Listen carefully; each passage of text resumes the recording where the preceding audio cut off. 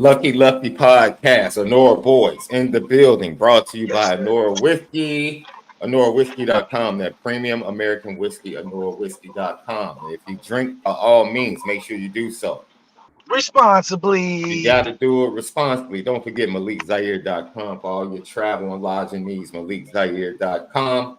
Apple Podcast, Spotify, audio edibles each and every day. Lock in with us. And then check us out on CFB Nation. But not only that, go to the YouTube page, subscribe, hit the like button. It helps us out. That thumbs up, smash it for us. We greatly appreciate it. The notification bell every time we go live or post a video, like the video that's going up in 15 minutes from our Deuce Night interview. You'll get it. It's the Lucky Lefty podcast. We appreciate all your comments that you leave. We respond to all. Lucky Lefty podcast, you already know we spin it different. Notre Dame adds to the 2025 wide receiver room and recruiting.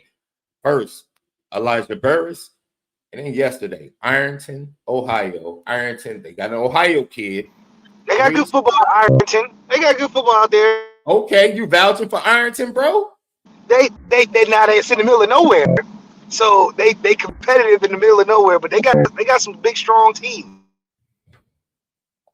So, Sean Terry, and Love, I'll allow you to watch his film again to see, whether or not you really like the commitment, And then we're going to get into the second half of the show. We're going to do something objectively, right? We're going to ask Malik, someone that literally was there, in my opinion, and Driscoll paid you one of the biggest compliments I've ever heard him pay.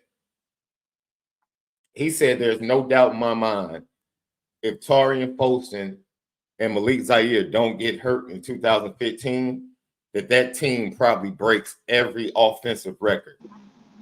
Easily. That Notre Dame had. Easily. He said there's no doubt in his mind. In the first two games, if they don't lose their running back and their quarterback, Notre Dame probably goes to the playoffs and probably breaks every record. Oh, absolutely. I mean, we were too fit to, and everything was going right. It was one of those dream type of teams, dream seasons. Unfortunately, it was cut short. But man, I mean, just look at just the sample sizes we had, and if you extrapolate that over a season, we definitely. I mean, even though that happened in the first two games where both of us got hurt, we still went 10-2 and lost our both games by under 5 points. So just imagine having full strength, we probably would have ran the table. But yeah, man, we were very confident at that time. We had a lot of good things going, and I think that Notre Dame's getting back to that. It just takes one or two pieces to put it all together. And that's what you learn. It's one thing to put a team together, but then to have the one or two pieces that are remaining. We had that in 2015 on both sides of the football, and now we're just getting back to building that offensive side up again. I think you're on mute. Try to come back in because your audio is like a beep in the background every time you talk. Okay, hold on. Let me come back in. So let's going to come back in, Lucky Lefty podcast. So we'll get to that. We're going to talk about fixing the Notre Dame offense, not just from a 2024 standpoint. We're going back a decade and the struggles of the Notre Dame offense. Like, how do you fix it? How do you bring it or modernize it? How do you give Notre Dame an offense that's going to consistently perform in big time matchups and big games? That's what Left is going to break down. And on top of that, he's been watching Riley Leonard all 22 film all weekend. He has some interesting things to say about Riley Leonard in the passing game.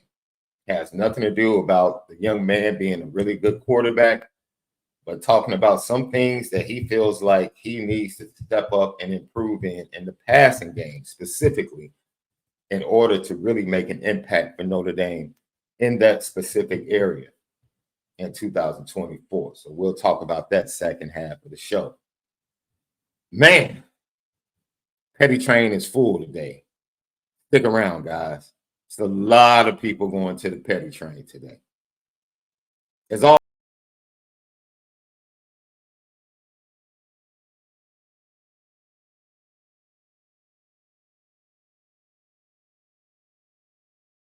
What's Smoking brought to you by Fashion Geek, AlonzoJackson.com. Fashion Geek, we run the city. That's right.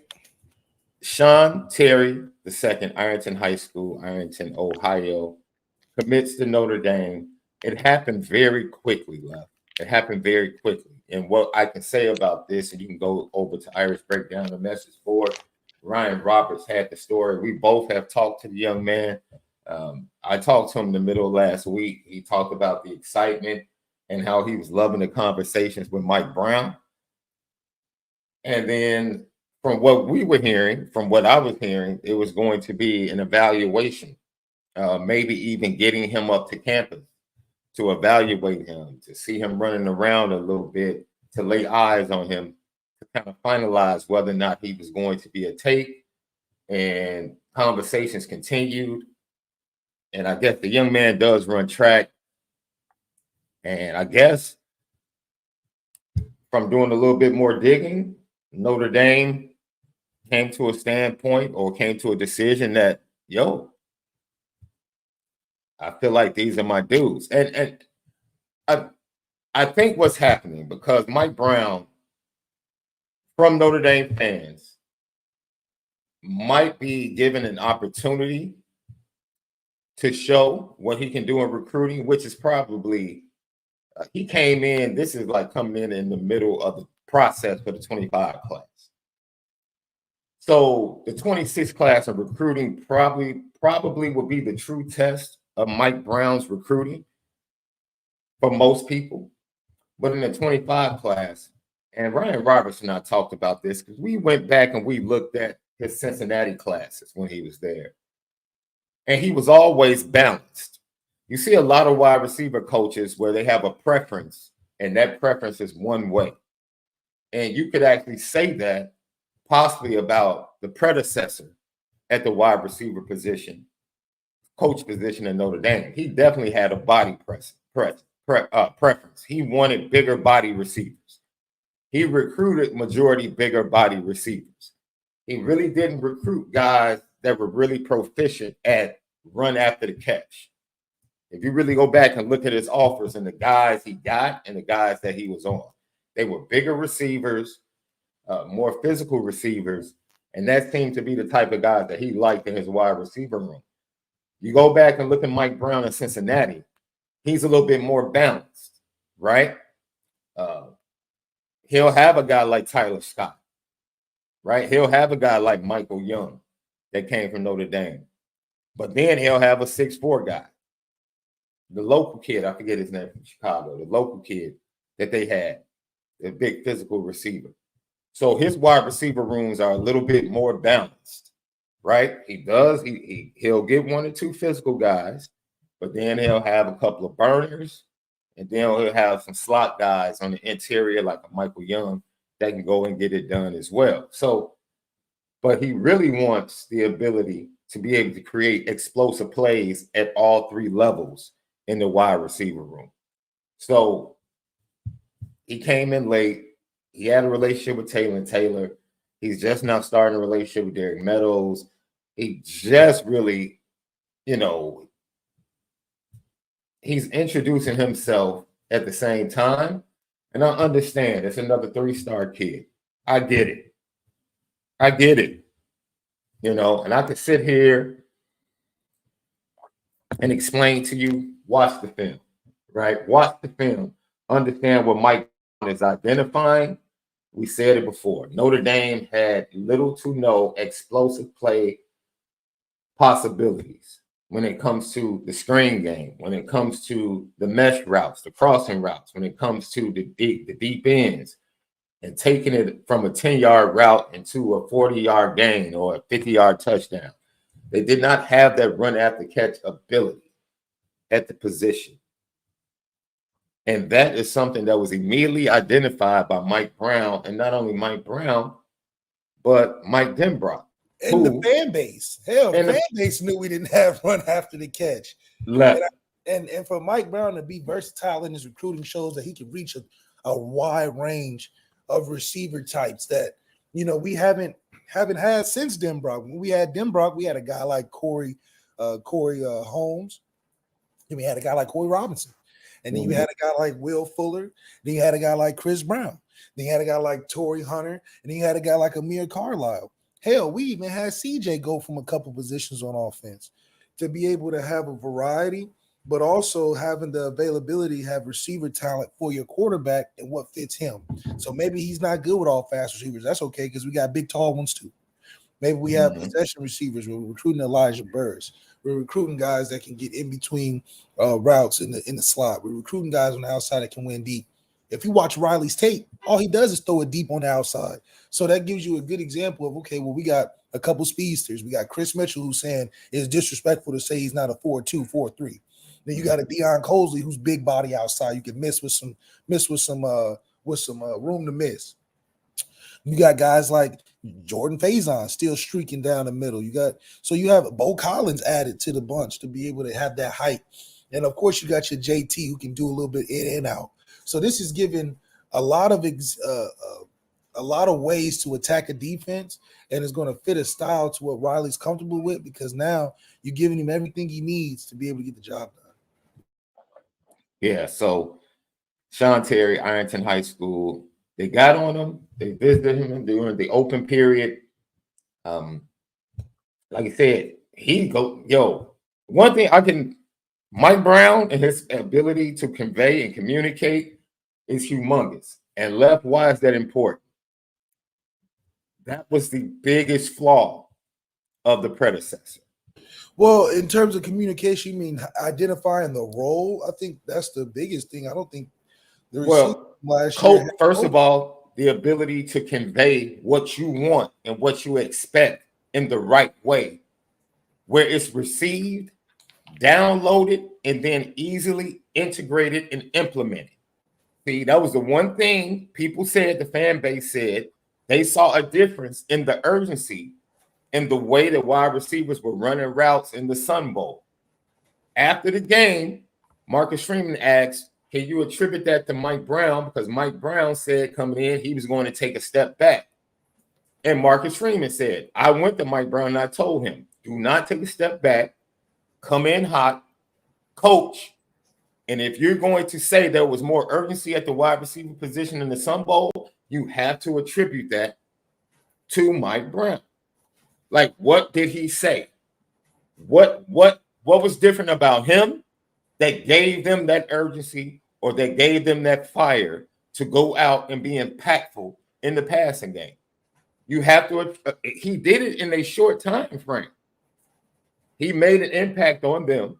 He grabbed their ears in a short time frame, and they wanted to go out and implement that and play that way. So now he gets a full spring with the newcomers via the portal and via recruiting, along with the guys that showed that they bought into him going into the Sun Bowl. This is what you have to hang your hat on, right? You have to hang your hat on. This guy is a great communicator because that's all we hear from the 25 recruits. You hear it from Taylor Tate. You hear it from a guy like Deuce Knight talks about it. You hear it from a guy like Elijah Burks. You hear the same thing from Sean Terry. All of these kids are saying, yo, I love my conversations with Mike Brown. Yeah, I mean, for the receivers to have somebody to buy into, I think that's the first step because obviously there was a disconnect in the last coaching staff or the last receiver coach and the receiver room. Like, guys didn't know their place. Guys didn't understand what they were being asked. And I think for Mike Brown to come in with urgency, look, everybody, when you get that new coach, is just like having a substitute teacher. You just act a little better. You know, it's just, I'm just a little better because it's a freshness in the room. There's new things taking place in the room, and you want to be a part of the new wave. So you get a new lease on life. I think once Chancey was there after a couple of months, it just became sour. And then you realize you're stuck with him. And now you're dealing with all these attitudes and egos and, oh, he's not playing me and this and that. He's talking to me crazy. So that develops over time when you don't have that continuity of what am I even doing in this room? I think Mike Brown having that urgency is great for that receiver room to be activated because that's what we need. We need some energy out of that room, and that's going to be where the talent and the skills come out of for us to be productive in that receiver room. So Mike Brown heading that is good, but can he keep it going? Can he identify the real talent in the room? Because at the end of the day, you can mess it up by playing the wrong guy. Mm-hmm. Because the room feels it. The room knows who should play and who shouldn't. Oh, facts. That's in every area of life, bro. The room knows. Man. So it's not like, I think doing it the wrong way, you got a prime example of that last year. Oh, you play, and I think the fans kind of knew that. Oh, Rico's out there a little too early. Or you have questions of, well, where's this guy at? Where's this guy at? And when that happens, you start to see the room get a little different. And I think for Mike Brown, with this new lease on life that the receiver room has, all these guys coming in, guys leaving, guys that are old, that are coming back stronger. Now you get to say, okay, who's just a better receiver? Who's going to be the number one? And you have to be committed to playing those guys that are right. And the good thing about it is that Mike Brown don't got no loyalty to none of these dudes. In the sense that he ain't, recruit them from the cradle to the school. So that's a good refresh for some of these guys that are thinking, okay, it's still Notre Dame. They got a guy that's serious, that's looking to play the best guy, and that's all you can ask for.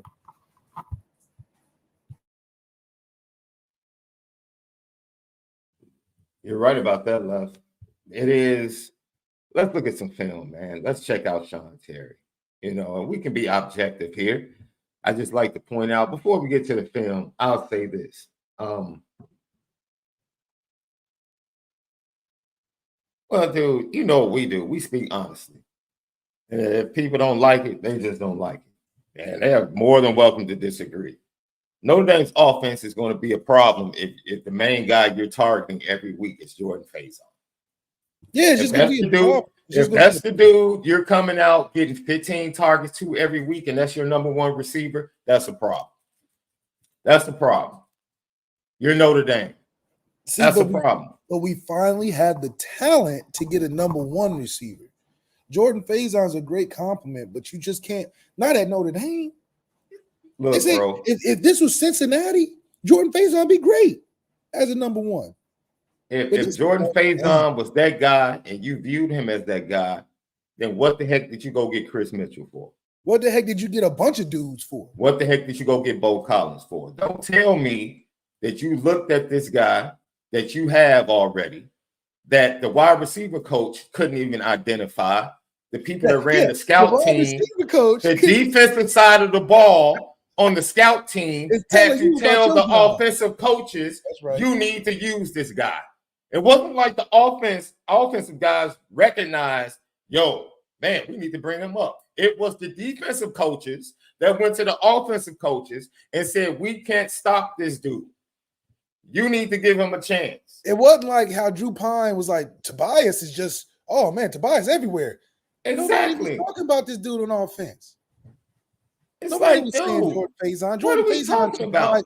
Jordan, that's how bad the receiver room was. It was so bad that the defensive side was like, wait a minute. Nobody wants to admit that, Left.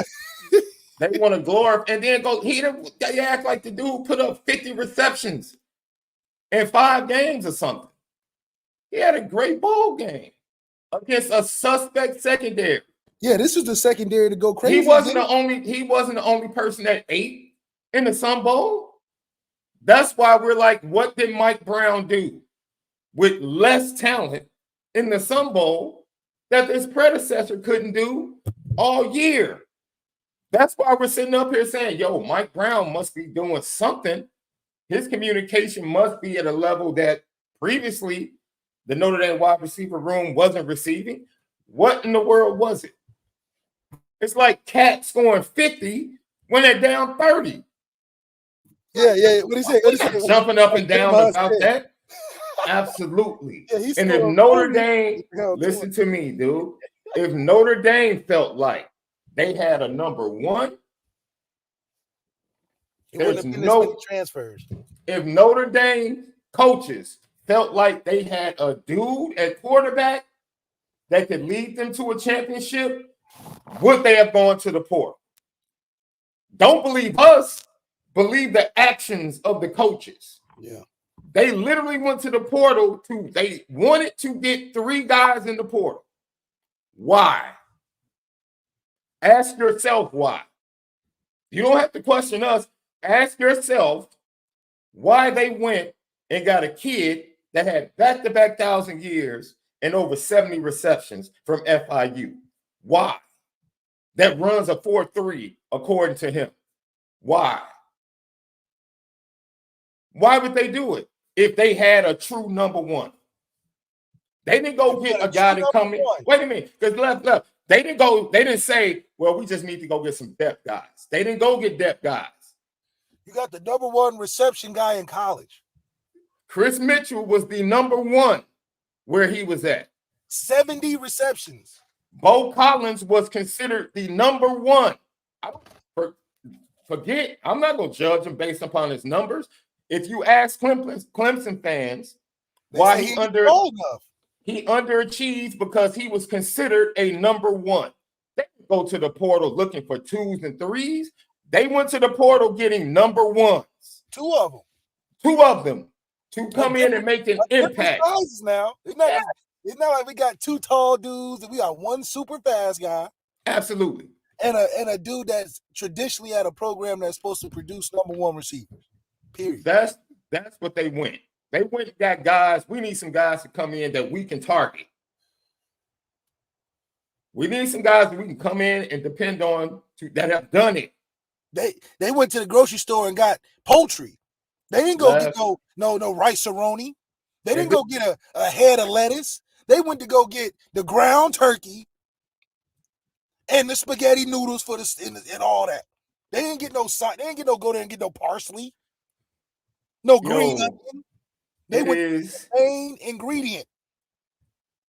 I will give them this. It is a shift. Notre Dame fans are well within their rights to question rankings, this, that, and the other. No problem with that. I'm not looking at rankings, ratings. I'm looking at actions. The actions of Mike Brown continue to show you, the offers he sent out continues to show you what was lacking. And you don't have to watch a bunch of film to know with the guys that were on the roster, including Jordan Faison, there was minimal run after catch ability. Minimal threat, minimal big play ability, minimal speed. Minimal. On the field. We're talking about on the field. That's it. You can't tell me anybody other than Jordan looked fast towards the end of that season. Who looked fast as a receiver toward the end of the season other than Jordan Faison? Nobody. Hell, in that Clemson game, we was like, man, get Jordan Faison the ball because he's the only one running. So, of course, Marcus Freeman's going to be like, yeah, I need to recruit. I need to go recruit some faster talent. And I can only speak from a basketball standpoint. Ladies and gentlemen, nobody was trying to take Jordan Faison away last year. No, they're not game. Jordan Faison hasn't. It's easy to be like, oh, he's good. No, he's good when he can beat double teams. He's good when he's the attraction. Exactly. When he's the focus of the defense and he has to figure out how to dominate regardless, that's when you prove your next level. Because guess what? Teams are like, man, if Jordan Faison beats us, we'll just go shake their hand and say good game. Exactly. Teams are going in there saying, look, we're stopping Audric Estimate. Period. That's what the focus is. 8 hours of Estimate was facing 8, 9 in the box every play. No receivers. Nobody could take the top off the ball and put in work. Nobody. All year. Put in work. That's proving like, okay, you're a dude. Nobody knows about you. You're taking everybody by surprise.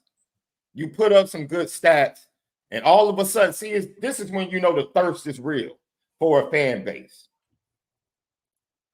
When you remember you used to be at the park, bro, and one of your boys had like a water bottle or they had a pop, and you didn't have enough money to get a pop, and you're thirsty, and you're like, man, can I get a squig? Man, can I get a squig? And cats be like, here, no backwash.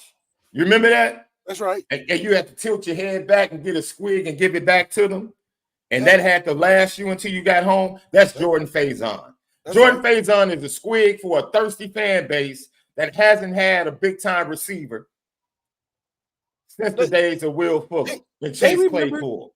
They remember Jeremy Lin Faison. Oh, he's a flash in the pan. This guy's the truth. And that's not saying, like, dude, I'm not. Jeremy Lin anywhere outside of New York during that time wouldn't be who I'm not going to say anything. Thirsty for Jeremy. Yeah. Thirsty for a couple weeks of good play from the point guard position. Because in honesty, when's the last great New York point guard? Exactly. When is the last great New York point guard? So when Jeremy Lin went in there and did something, we ain't talking about NBA All-Star. Right. We talking about just a couple months of hot. Right. New York fans thought they found the one. It's no different with Jordan Faison Lin. Jeremy Jordan Faison. He came in there and did just like we said, it wasn't like he was a record-breaking receiver. It wasn't like he was beating double teams down the field. There's nothing teams could do about it. He was going one-on-one on the team's third corner. The team's third, fourth corner. And because it's damn near like he didn't even know what he was doing. It's like he's looking around like, man, this is easy. Why am I the fastest on the team? Why am I the only one getting open? That's the problem. So yeah, he has all the great habits, but they're being highlighted because there's no one else in the room. People can't stand objectivity, Left. We're not telling you to feel good, not to feel good about the kid. But stop overhyping what you saw. Yeah. His best game was the Sun Bowl against second teamers. The defense, the secondary for Oregon State didn't even have their starters. And they can take it for what it is. Wait a minute. I expected Steve Angeli to have a good game in the Sun Bowl. Me too. I expected that, which means I expected Notre Dame to have a good passing day. Who didn't expect Notre Dame to have a good passing day in the Sun Bowl? Who? I did. So I'm not about to overreact to what. Yes, I'm happy. The wide receivers look much better. I still need to see more from Mike Brown. Period. I still need to see more. Because if Jordan Faison is the standard at receiver at Notre Dame, is very low. That's it. And you can stop getting super excited over a squig, man. Yeah. The dude, the best game he had before the Sun Bowl, he had 19 receptions on the season. People act like this dude had like 40 receptions. He ain't Charlie Jones. The dude he played in 7 games, which means he averaged under 3 catches a game in 7 games. But we acting like this dude's supposed to automatically, he's the number 1 receiver. We need to target him 15 times. Based on what? And he played in 7 games, which tells you the team didn't even know he was like that. We already told dude. That's a whole other story. They went through spring, they went through fall, they went through all these times of seeing Jordan Faison. And then it comes to that's a whole nother story. Game 5, now all of a sudden. Come on, that's not a good standard for the receiver room. That's what I'm saying. If Jordan Faison is your number 2 or number 3, that's a championship wide receiver room. Yeah, that's not enough. If he's your number 1, that ain't it. It's just not it. That is not it. I'll stand on it. Has nothing to do with whether or not I think he's talented. Has nothing to do with that ain't it. It's not. It's not. And we not which is why the coaching staff did what they did in the portal. Because if they felt like he was that dude, they wouldn't have had to go get the production guys that they went to get in the portal. Because they're expecting Chris Mitchell to be a dude. Chris Mitchell, out of his own mouth, is expecting to be a dude. Out of his own mouth, is expecting to be a dude. If you can have Jordan Faison, like Left said, if he can work on the nickel, if he can work on the linebackers, if he can go across the middle, and do what he does best and take the top off the ball from the inside, that's his role. Let him do what he can do and let him play to his strengths. But if you're going to ask him to be a number one and be a chess piece, go to the boundary, go to the field. That's it. You know why Hunter Renfrow, everybody talked about Hunter Renfrow. You know why Hunter Renfrow was able to do what he did at Clemson? He had T. Higgins on his team. He had T. Higgins. He had them dudes and Mike Williams Justin one Ross. year. T. Justin Higgins Ross. and next year, Justin Ross. Oh, yeah. You're not the number one, but you can eat everybody up on the inside and do what you do. You know why? Because we got some dudes on the outside. And those are our number one receivers. Just do what you do. And then you got generational quarterbacks at that. You playing with Trevor Lawrence, you playing with Deshaun Watson your whole time. Duh. Do you think any team when he was on the team was like Hunter Renfrow, we have to stop? Nah. Hell no. Nah. They would be like, shit, we got Trevor, we got Etienne, we got Deshaun, we got T. Higgins, we got Justin Ross, we got Mike Williams. Oh, and then Hunter's there too. He's a problem too, but we can't focus on him. We just gotta hope we win our one-on-one. Mm-hmm. But Travis Etienne's the all-time greatest yards gainer in ACC history. You got 2 first pick of the draft generational quarterbacks. Mm-hmm. You got 2 first-round receivers mm-hmm. on the outside. So yeah, Hunter Renfrow is great, but hell, I like that matchup too. If it's one-on-one on the third linebacker, the second safety, the fourth corner. Mm-hmm. Yeah, you get a highlight tape after that. Hell, you get drafted after that. But let's not act like it was Hunter Renfrow and the Clemson Tigers. Oh, no. It's bro, you can't. You have this is and see. I think this is what people. You need a Hunter Renfrow, Left. You need him, though. You need. There's a huge need for a Jordan Faison. But you have to put him in his role. Hunter Renfrow can kill you if you allow him to play his role. That's it. And when we say yes, Adams on the team. Yes. Hell, Michael Mayer was cooking at the end of the season. Yes, finally they got Michael Mayer going. That's what I'm saying. So let's not act like Hunter Renfrow's the best on the team now. It is, once again, as we go into the second half, when we talk about fixing the Notre Dame offense. Notre Dame fans, I understand the frustration. I understand the frustration, dude. But Jordan Faison being the number one ain't it. If you're going to fix the offense moving forward, Jordan Faison being the number one ain't it. Don't compare him to Golden Tate, a 2 totally different receivers. Golden Tate was one of the best run after the catch receivers, one of the best blocking receivers, took the top off the defense, broke tackles. That is not Jordan Faison's game. It's not his game. Shout out to Jordan Faison and the start he's had to lacrosse as well. 5 goals in 2 games. I mean, he's killing. Now Left, I'm gonna give the young man his flowers. He's killing. That's right. He's absolutely dominating. That's his number one sport now. And they might repeat. I've watched the first 2 games, highlights from the first 2 games. Look, Notre Dame lacrosse has a really good chance to repeat. And Jordan Faison is going to be a big part of that if they do. Jordan Faison does not. People stop. Jordan Faison does not break tackles like Golden Tate. We've seen Golden Tate literally drag 2 to 3 defensive backs. We're talking about 19 receptions, guys. Come on. Dude, he had 19 receptions. And we talk about these Golden Tate. And we talk about these Golden Tate. Look, man. Here, LL question of the day. I'm going to give it to the fans. In order for Notre Dame's offense to have maximum production in 2024, which receiver needs to step up and be the number one? You guys tell us. out of everybody in the wide receiver room, who needs to step up?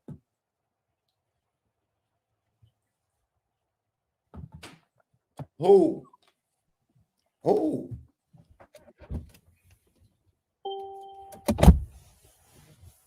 Because I'm telling you right now, going into big games, that's not it. That's not how you fix Notre Dame becoming dangerous in big games. It's not.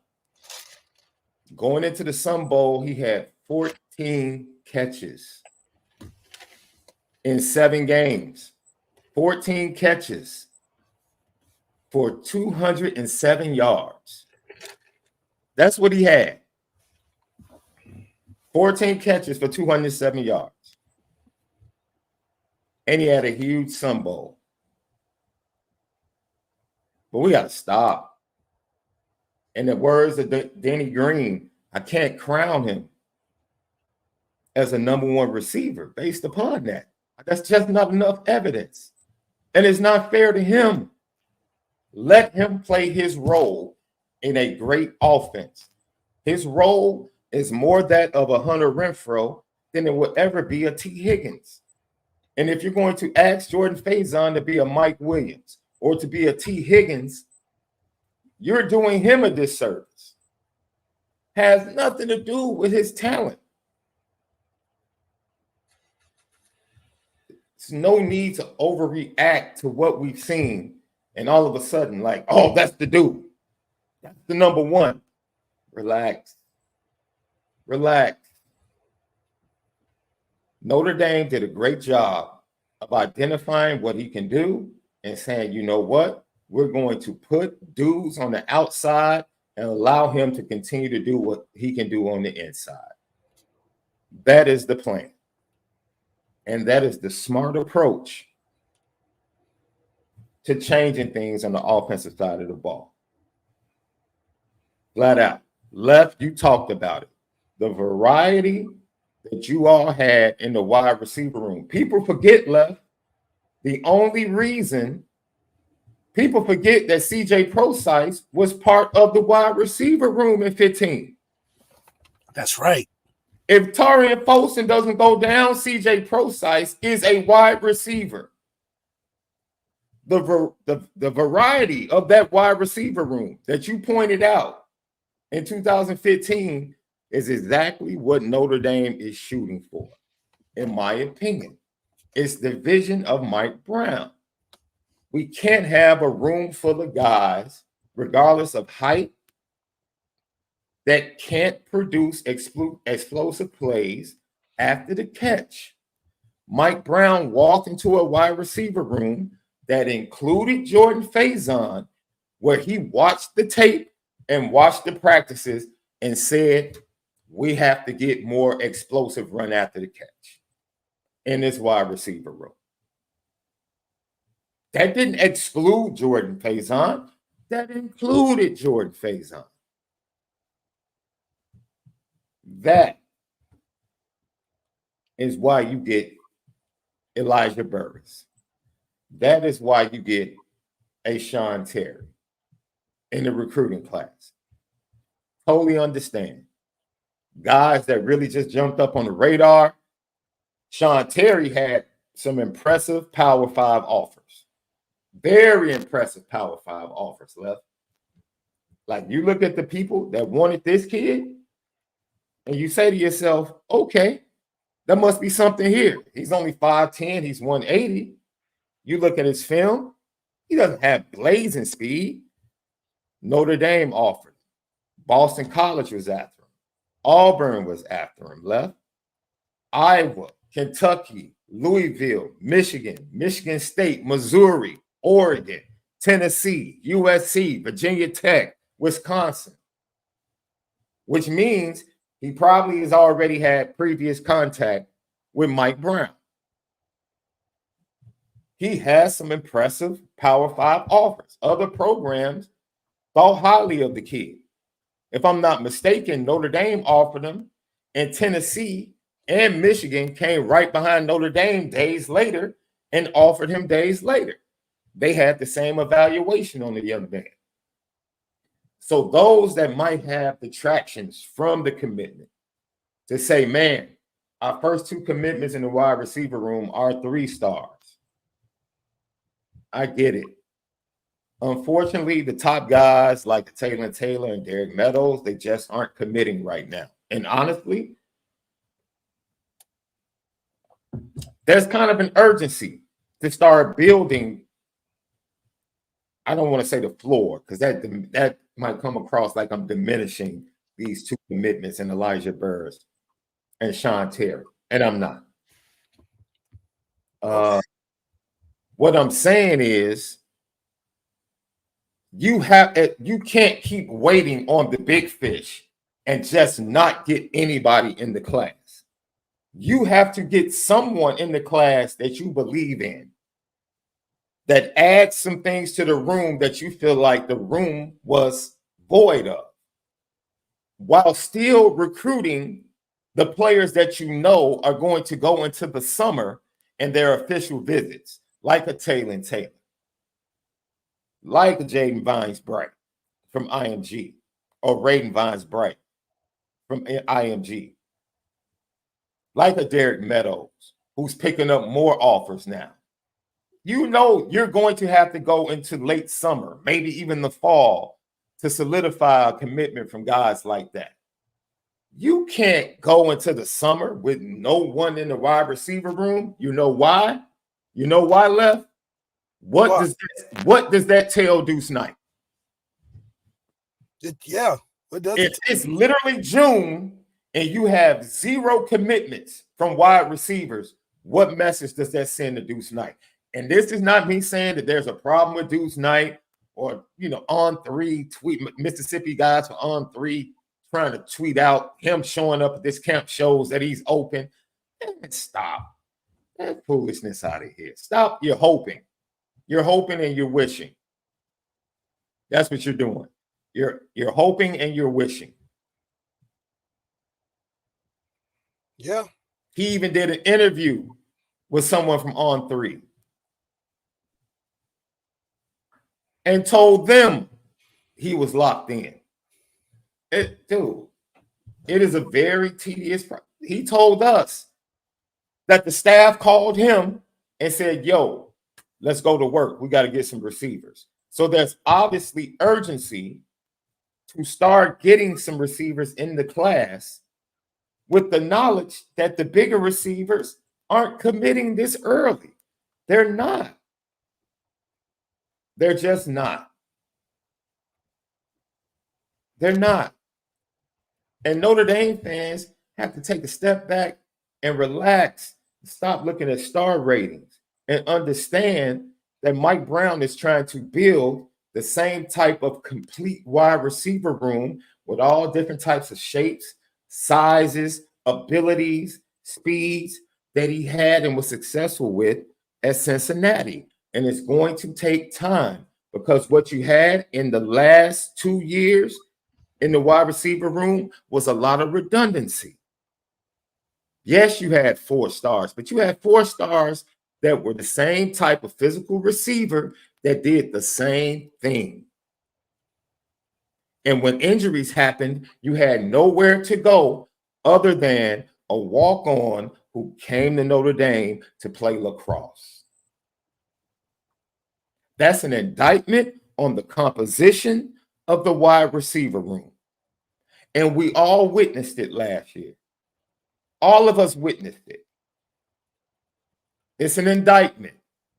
And now that we have a coach that's coming in and saying we have to recruit kids, even if they are depth kids, even if they're the 5th or 6th wide receiver, they have the ability to make explosive plays after the catch, even if they can't do it as fast as a Derek Meadows, as a Taylor, as a Cam Williams. They can be productive if those guys go down or if those guys miss a game. Our passing game can still be explosive.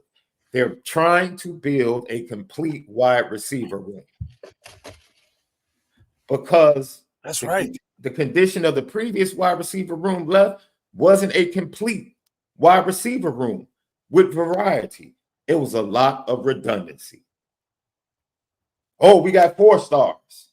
Oh, he did a great job recruiting. It was redundancy.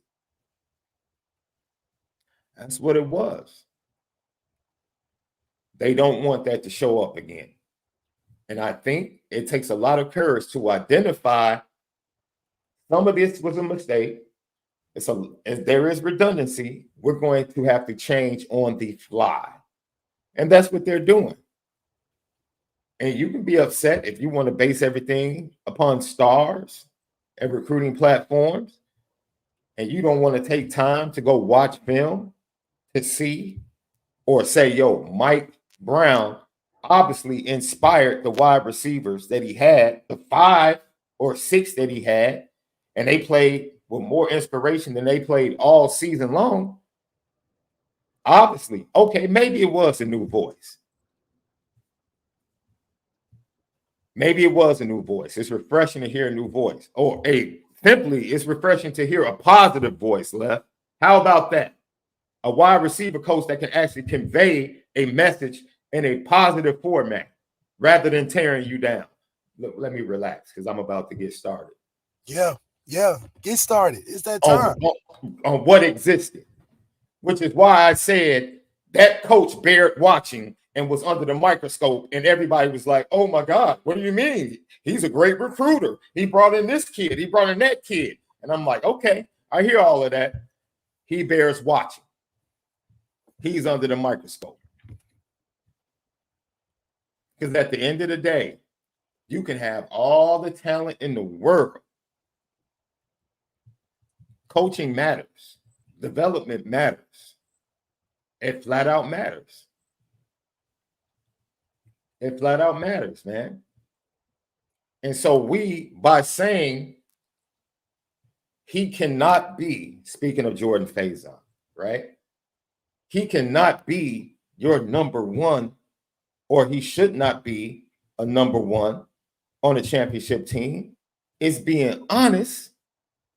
It's not saying the kid is talented. This is where people have to be objective, man, and just listen. No one is down in the kid. No one is saying he can't be productive in Notre Dame. What we're saying is allow the kid to play his role. That's it. Put him in position to be productive. Don't ask him to do what's not his strength, which is what they asked Rico to do once the injuries happened. Rico had to play a position that is not to his strengths. And they asked him to take the top off the defense. And they knew Rico wasn't fast enough to do that. But because of injuries, they didn't have anybody else. Hey, man, Rico, you're going to have to bite the bullet because we really need you to play this position. And he couldn't. He did the best he could. And I don't want Jordan Faison to be put in a position where he can just do the best. Just do the best you can. No. Put him in a position in this offense where he can excel. Because if he does that and you do that, the offense will excel. So us saying, nah, you don't want him to be the number 1, it's not discrediting what he did in the Sun Bowl. It's accepting what he did and saying, yo, if we put that at the 2nd or 3rd slot, where he doesn't have to face being the guy that they're trying to shut down defensively, it's going to make our offense better. If he can run ragged over safeties, 3rd DBs and linebackers in zones, we're cooking with grease. Because that's exactly what he did in the Sun Bowl. He embarrassed 2nd and 3rd stringers and linebackers. That's the exact same thing he did in the Sun Bowl. And if we can set up the offense with weapons in the backfield and on the outside and allow him to do what he did in the Sun Bowl against linebackers, safeties, and nickels, Notre Dame's going to have an explosive offense. Flat out. They're going to have an explosive offense. Yeah, they're gonna have explosive offense, and I'm excited to see that change. And it starts with the offensive play calling top down. And with Mike Denbrock being in the saddle, Mike Brown getting that receiver group active, and people playing their roles, that's when we start activating and looking like the team we're supposed to. Mm-hmm. Lucky Lefty podcast. Let's get to it, Left. Here's your boy, your newest member of the 2025 class, Sean Terry, Ironton, Ohio. That is the southeast portion of Ohio, if I'm not mistaken, Left. Like kind of on the border of Kentucky and Tennessee, down that way. Yeah. I'm trying to, geographically, I think it's on the border of Kentucky. Yeah, it's down there for sure. Down towards the bottom of Ohio, I believe, the southern eastern tip of Ohio. And man, that must be a pretty big stadium, or the camera does not have a zoom. That's where all the money at, man. That's all they got is football out there. I told you, it's a nice little setup. Yeah. So when you're watching the film, you know, obviously he's one of those guys he catch and work in space, but you see that he's not willing to go down by the first guy. And this is something that we didn't have of effectiveness last year, is a guy that's going to catch it and make the first guy miss. We had a guy that may run the route, a guy may get off the ball, a guy may get a little bit of separation, but nobody that's going to do something of this impact. It's also good to see a guy playing some kick return, punt return, not just walk-ons, you know, so we can put a guy recruited that's played that position to get back there. And this is what you want. This is the Deebo Samuels type of player. You want a guy that can catch a slant, guys that can catch 4 or 5 yards over the football and turn it into bigger and better plays, breaking tackles. And this is a guy that doesn't necessarily have to be on the inside. As you can tell, he's got some good one-on-one on the outside. He can use space well. And the fact that he doesn't let the first guy tackle him. Look, you're not going to have too many plays in college football where they're just throwing it to you with nobody blocking. But to be able to have the confidence to still score touchdowns with nobody blocking for you essentially shows just how special you are in space. So that's where you want to be able to have on your team, because like you see the 49ers, they got a kid like Deebo, but they also got a guy like Brandon Ayuk. A receiver, but then you have a playmaking running back type of receiver that can be able to break tackles and still be effective without handing the football to him. So this is all encompassing of the all around players that you really like and want to see. And just from like the eye watching film, Left, he's not, in my opinion, he's not as fast as Elijah Burris, not as quick, but like size-wise, Deebo is probably a little bit more physical, but like his game is very Deebo-like, the way they use him, his physicality. He breaks tackles. He's hard to bring down. Man, red zone, dude. And he just has a nose for the end zone. He just does. And I would probably say he runs probably 4.5, just watching film by my eyes.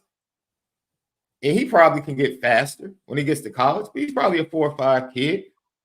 But somehow, some way, he makes it to the end zone, bro. And he's another kid that you're not going to ask him to go to the outside to the field and make an impact from the field. You're not. You're going to find ways, like you said, to get him the ball in short space and let him do his thing. Let him make plays. Let him run after the catch. And that's the composition that you have to have in your wide receiver room, like you talked about. You talk about the 49ers, you talk about the offensive line, you talk about McCaffrey, you talk about Purdy. But you're right, Left. The composition with Juwan Jennings being the physical receiver he is, who can run after the catch. Brandon Ayuk being the technician, right? And, hey, man, watching him go up against L'Jarius Sneed was fantastic. Two great players. L'Jarius Sneed got him on some snaps. Brandon Ayuk got him on some snaps. That's just competition. Dude, and then you got Deebo, who's just a Swiss knife, right? Swiss Army knife. So you're right, Left. If this is the composition of the type of room that Mike Brown envisions that he's trying to put together, and Elijah Burris and Sean Terry are the first two guys to enter into that vision,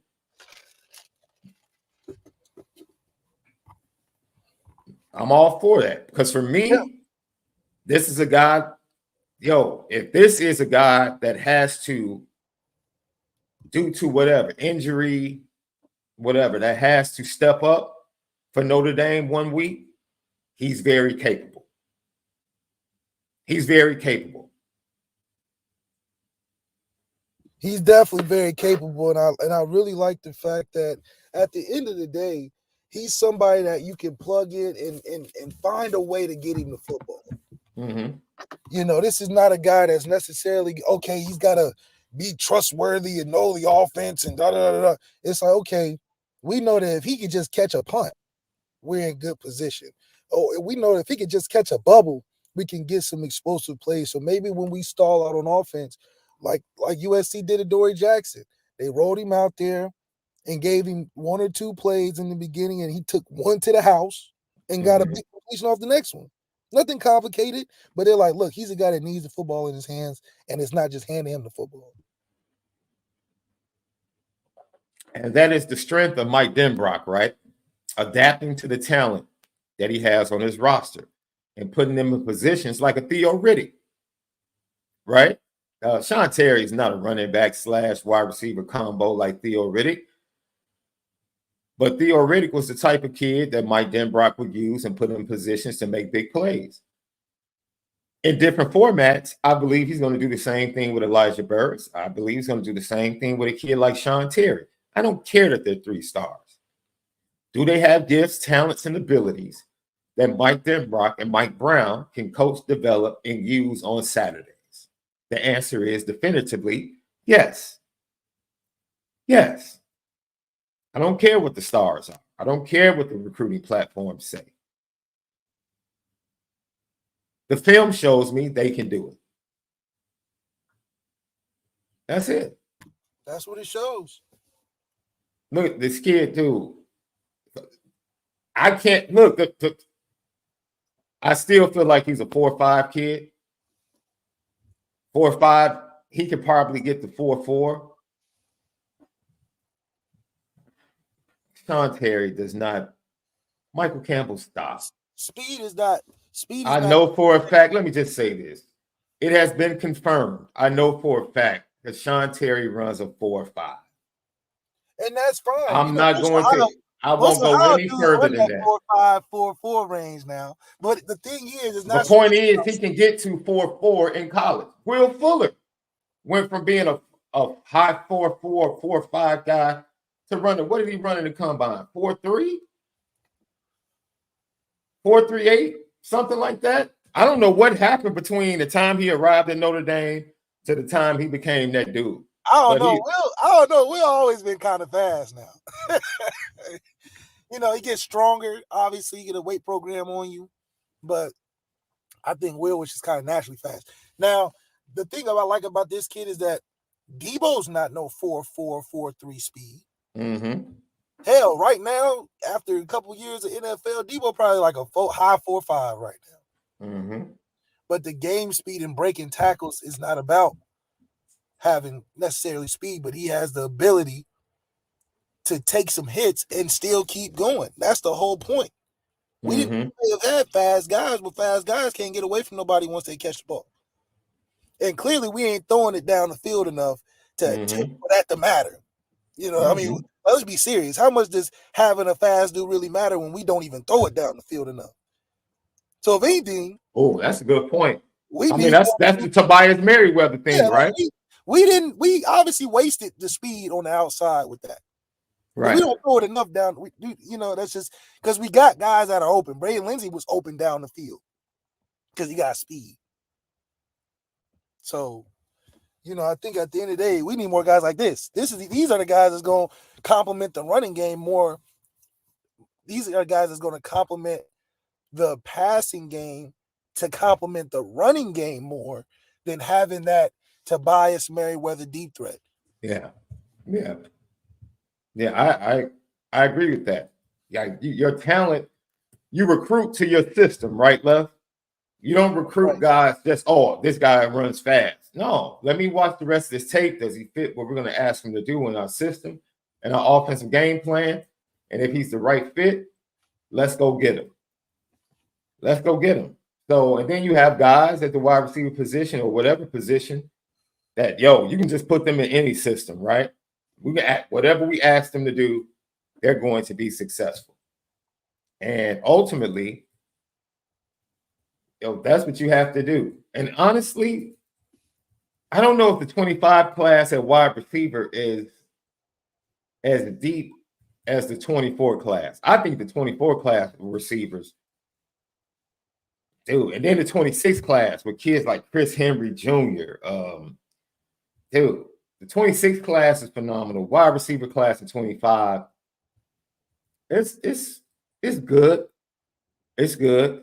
I don't know if it lives up to the level of 23 and 24 or even 26. So we'll see, man. We love a young man's film, though. Well, let me stop because I don't want people to take that and run with it. I like the film and what he can add to the vision of Mike Brown and what plays to the strength of Mike Denbrock as an OC. I'll put it like that. Yeah. This is a guy that they can use. Hell, and this is definitely a guy. This is a guy that they can coach, develop, and use on Saturdays to make an impact. That's what you just got in the 25 class with the commitment of Sean Terry. Don't forget, patreon.com, Lucky Lefty Network, part 2 of our Deuce Night interview, exclusive Deuce Night interview dropped on Saturday. It is up there. I had a great conversation with Big O yesterday, Oscar McBride, via text. We're going to continue it. I'm trying to get them to record their first episode this week. And also, we talked to Cam McDaniel. Left, you know the stuff I've been talking to you about. So, I'm super excited about all the shows that are in development, and they're going to be launching over at Lucky Lefty Network on Patreon. So you need to go sign up. Those of you that did sign up, you will be receiving the MALIK ZAIRE cookbook. As much as he talks about food, he finally put a cookbook together. That's right. Some great recipes to give you some nice meals as you watch a Notre Dame win on a Saturday afternoon or a Saturday evening. You'll receive those in your email this week. Thank you for signing up. Thank you for supporting. It is just something from us to you to show you that we greatly appreciate you supporting us as we continue to build on patreon.com and build out Lucky Lefty Network with all of the great shows that we have coming toward you.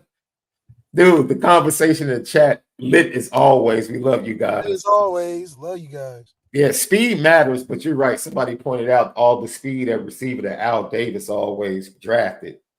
How did that work out? Yeah, you need some football players, not track stars. Yeah. I agree. Lucky Lefty Podcast. Heck, we all hope that they prove the experts wrong. When we come back, Left is going to tell us how to change the Notre Dame offense, not just for 1 year. We don't just want the offense to be great in 2024 and then go back to what it was. We want things to be different for at least the next decade. Lucky Lefty Podcast. We'll be right back. What's up, family? The merch shop is finally here. Lucky Lefty Network merch shop. We got it all. From the shirts to the hoodies to the hats to the nitty gritties. Come here right now. Shop with us. Come get the swag because if anything else, we spin it different. You see the gritty. You see how we get down. It's elite. Lucky Lefty Podcast. We're back. Onora Boys in the building. Sean Davis, SD2 Mikes on Twitter and Instagram. Malik Zaire 8, Lucky Lefty himself, the original Lucky Lefty, right here with us, man. Don't forget the audio edibles we give you each and every day, CFB Nation, Apple Podcasts, and Spotify. Subscribe on YouTube, hit the notification bell, the thumbs up, smash it for us. We appreciate it. We respond to all comments. So whether you're watching this after the show is done or you're watching live, leave your comments. We respond to it. We love the chat. We love the chat. You have to do something crazy for us to kind of like block you in the chat. You literally have to go over the top for us to block you in the chat. The chat is really what makes up the show, and is what we kind of thrive on as we talk to you guys each and every day. Thank you for participating and conversing amongst yourselves. Lucky Lefty Podcast, home of the misguided passion, forever committed to making sure that we spin it different. Whoa, somebody said Bob Hayes sucked. Whoa. Bob Hayes is a Hall of Famer, man. Hall of Famer. I don't know if I could believe that. Bob Hayes sucked. No. So Left,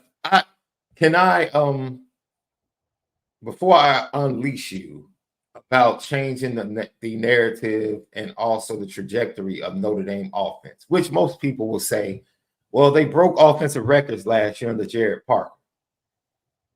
You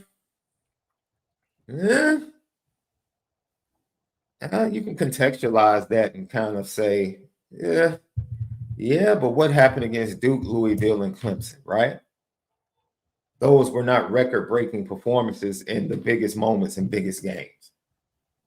So with that being said, I'm going to throw you the alley-oop and say the first thing that needs to change, or the first person that needs to change in order for Notre Dame and this narrative to change offensively, is Marcus Freeman. Am I wrong for saying he needs to be the first person to change?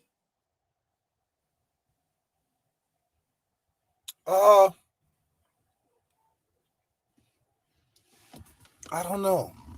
I think Marcus Freeman is positioned. I think he's been changing since this whole time. I think he's been evolving this whole time. To see him, he's almost like on accelerated growth because of the situation and the conditions, to be able to keep a team afloat in transition like that, still recruit great, still deal with the top down and transition and everything, and coaches coming and going. Really good to see him flourish and be the person who he is. So I think from a philosophy, and this Left, so you know how you get into a position as a coach and you can't say I don't have enough because you're trying to install a belief that eventually is going to get you to the promised land. But in your heart of hearts, you know the talent on the roster, right? You know what you have. And when we look at, we brought up the wide receiver room and the makeup. Like, you can't be the head coach and not see that you don't have run after catch ability.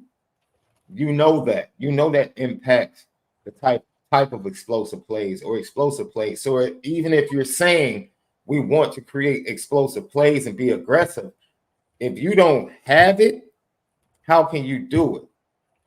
So a lot of people have come at Marcus Freeman saying, yo, all he wants to do is run the ball. What did you want him to do with that wide receiver room last year?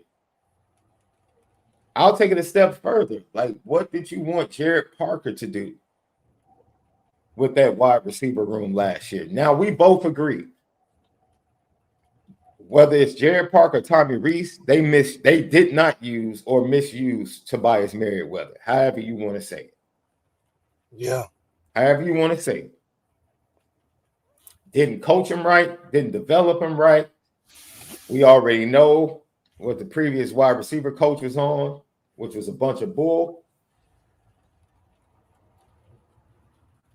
Yeah. It is. We understand. So look, everybody here, everybody that's watching, everybody that's going to watch, knows what the identity of Notre Dame football offensively has been. How do we change it, Left? That's what we want to know. How does it change? What needs to happen? Changes at the quarterback position and the trust between the OC and the quarterback. Denbrock has to have a great relationship with Riley or whoever's starting. Hopefully it's Riley, just because of the circumstance. And we ride that maximally.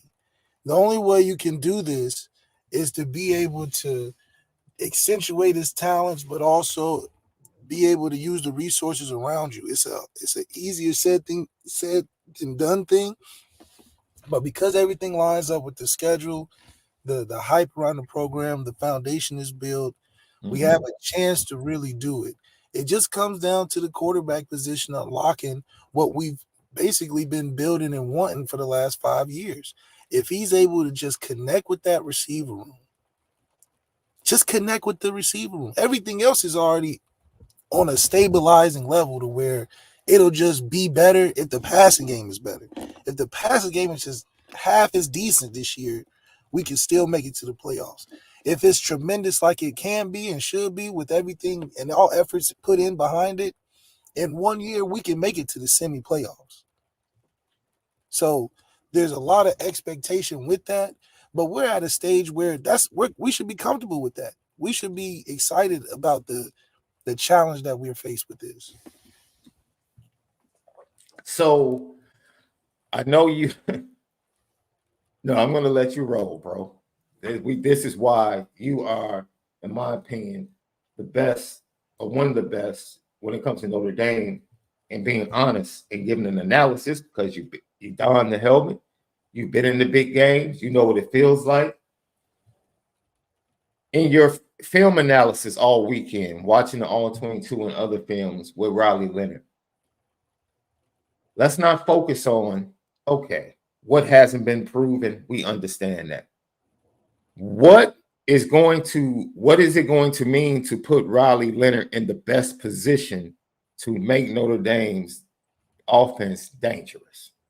Let's focus on that. What is Riley Leonard capable of doing for Notre Dame?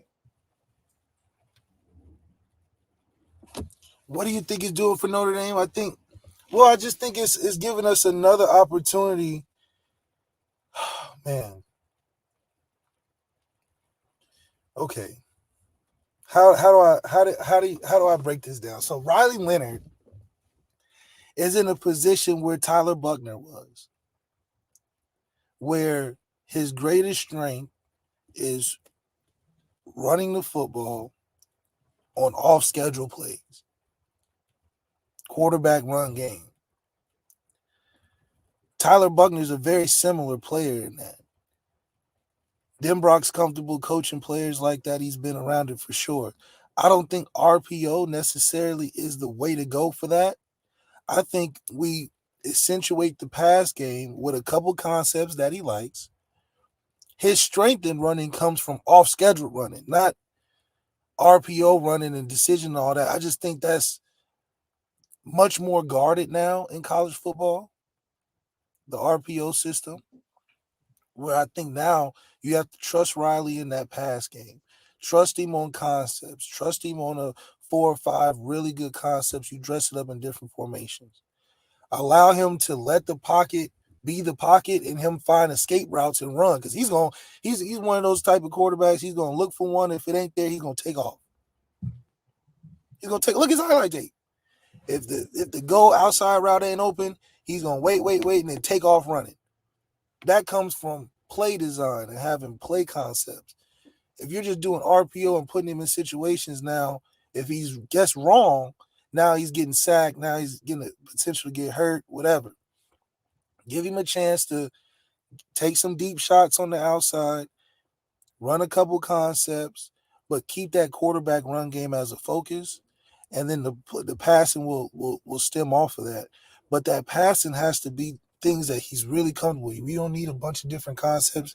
Give him 5 different plays and dress him up in formations and motion. So am I hearing you correctly? You're saying that Riley Leonard, in a way, has been hindered by coaching and play design, to whereas the coaches pretty much said, yo, we're just going to wear him out in this area and not really develop him in the concepts that he's strong as, to give him more to build off of in the passing game as he grows older and as he matures. You're saying that's pretty much coaching and development that he was void of, that you feel like he's going to get at a higher level with Mike Denbrock. Yeah. I think Mike Denbrock is going to be able to make the connection and be that middleman to allow him to develop the right way in an offense, to give him what he needs. You know, it's all about servicing the players. Denbrock's had a great amount of time doing that. And so I trust his ability to make that connection with Riley. Riley seems to be a very open kid. He's willing to do what it takes. So I see a lot of success for it. Maybe not as much as it would be in 2 years, but in 1 year, I think we can get a lot out of it. So what's the one throw you want to see, whether in practice, in spring or fall, or early in the 2024 season? Like when you walk into College Station and you're watching the game in the first quarter and Riley Leonard makes this throw, it's going to make Malik ZAIRE feel really comfortable. Like, all right, we're ready to roll this year. If he throws a post or a dig at any point, I feel great. I haven't seen him throw a post or dig on any of his highlight tapes. I haven't seen him throw one post or one dig on any of his highlights. He's either throwing it on a go ball or he's running around quarterback run game, trying to make a play. So I don't think if I see that discipline to hit a dig over the middle, if I see the discipline to hit something underneath and not just be a running back swing for a check down, I think you'll see a lot of growth, and I think we'll have a greater chance of winning.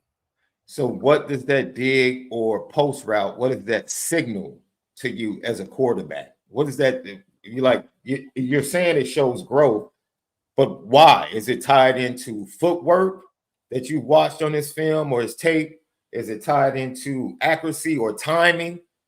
Being able to read defenses? Like, what exactly do you feel like, okay, this is showing me that he's getting better in this area? Fully understand what you've broken down so far, which is excellent. Play design concepts that can build on what he does well. Taken to the next level, especially against good teams when we're forecasting Notre Dame making it to the playoff and possibly being a top 10 team offensively and defensively. Like, what does that tell you about him as a quarterback? It just tells me that he's trying to develop his game. I think his highlights in his game so far has just been based on him doing beyond, the fundamentals of winning a football game. You always having some exciting play or some last impression. So to just be able to operate efficiently and consistently, it's sort of like how KD is. KD can probably give you 50 a night on 40 shots, but his game is developed to where he can get you 40 on like 20 something shots. Riley Leonard's got to get to that. He can get you a win and a bunch of exciting plays and all of that, but have a high volume and a lot of inconsistencies. So if Denbrock can refine his game for him to be effective without being a volume player, a volume shooter, a volume playmaker, he could be the playmaker in key moments. That's when, you get excited about a guy like Riley Leonard. I'm not excited about a guy that is, in my opinion, the same as Tyler Buckner. He's just taller. They both run really hard. They both get their ankle hurts running really hard. They both got a deep ball. But in between short game, putting game, it's not there. And it's not there for Riley from what I've seen on tape. So if he can't hit the home run, get you a home run with his legs, he's got to refine that part of his game, and that'll allow everybody else to play better also. So go ahead. This is not a comp. I want to make sure I'm not saying this is a comp. Because from a physical standpoint, we understand that Patrick Mahomes came in the league lighting it up, right? Admitted he didn't know how to read defenses while he was throwing 50 touchdowns. He just physically was lighting it up. And he had a receiving core. He had 2 Hall of Famers. One at tight end, one at wide receiver. But you can tell that he's worked on his game, watching him play, even though the numbers are not as prolific as they were when he didn't know really how to play the position. You still can tell that he's progressed at learning how to play the position. So you're saying that we see the spectacular plays from Riley Leonard. We know he can be dynamic. We've seen it. We've seen him make deep passes, the big plays in the passing game. But if he's truly going to be impactful in big games and take the Notre Dame passing game to the next level and start a trend that I think with the way the quarterback room looks and is going to look moving forward for Notre Dame, you're really asking Riley Leonard to kick things off. That's really just, kick things off. Be the Taj boy, if you will, for Notre Dame. You might not win the championship, but kick it off. And then the guys coming behind you, the Kenny Minchies, the CJs, the Deuce Knights, those are the guys that are going to hoist the trophy and all say, you know what? We're hoisting the trophy because of what Riley Leonard did for Notre Dame when he came here and he changed the narrative around Notre Dame's offense. And in order to do that, you need him to be more efficient in the passing game. You've seen the spectacular plays, but now it's going to be about his growth efficiently at playing the position. Yeah, that's exactly what he needs. But once he gets that, he's going to take off and he'll fit all these hype expectations that he's been getting. But that also is very challenging for a guy that's who his name is. He's like a poor man Josh Allen. Josh Allen isn't refined. So when it comes to winning, it's harder for him because in those moments you can't be all over the place.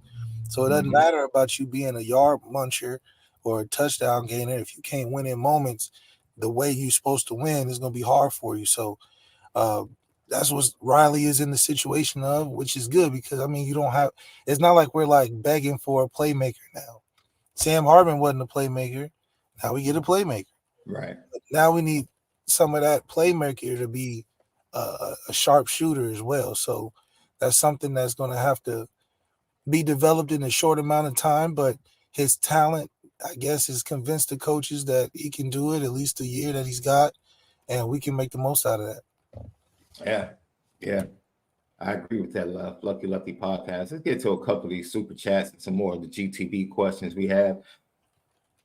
Best thing about Coach Marcus Freeman, in your opinion, love from ND Milton fan. Thank you, ND Milton fan.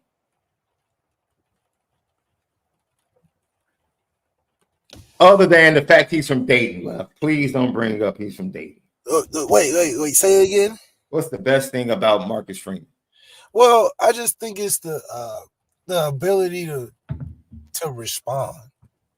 He's got that football in him where he can respond to situations and think on his feet.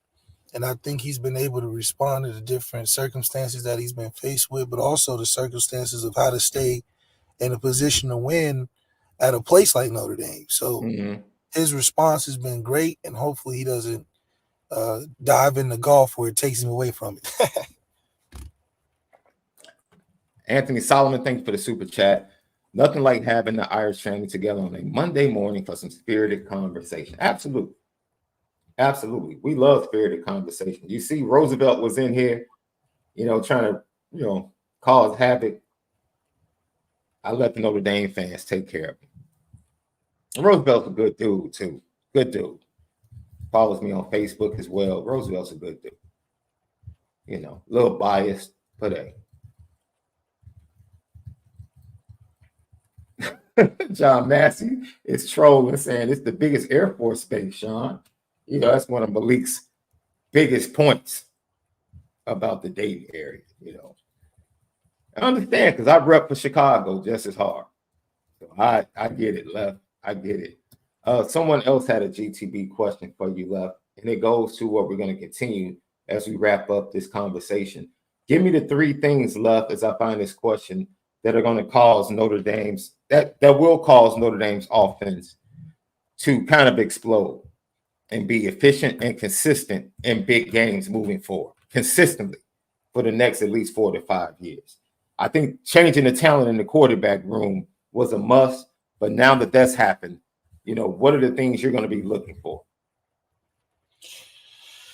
For the Notre Dame program to change, the things I'll be looking for is I'll be looking for the recruiting and the vibes to be there. Everybody coming back for the games and the energy being in the stadium, and with all these home games, I want to see a great turnout where it's an intimidating place to play. That means the fan base is on board with the program's doing. To see us get back on track, see us win these, it's hard because I don't think we have a big game this year. Yeah.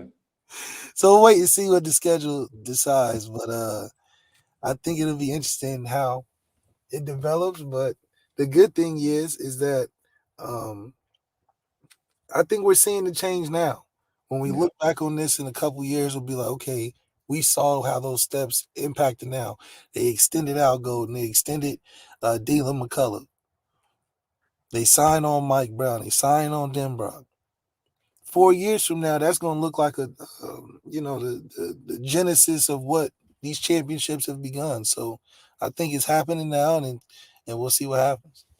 But conceptually, offensively, and conceptually, you want to see high impact. I think the running game narrative is great. The tight end narrative is great, but the conceptual impact on the offense have a highlight receiver too. Lead in the posters and the pregame talk shows with a receiver. That means the receiver's active, is making the team run. Because right now, the way we've been winning hasn't been enough. So you need to include that last piece and be featured. We featured a running back and a quarterback last year.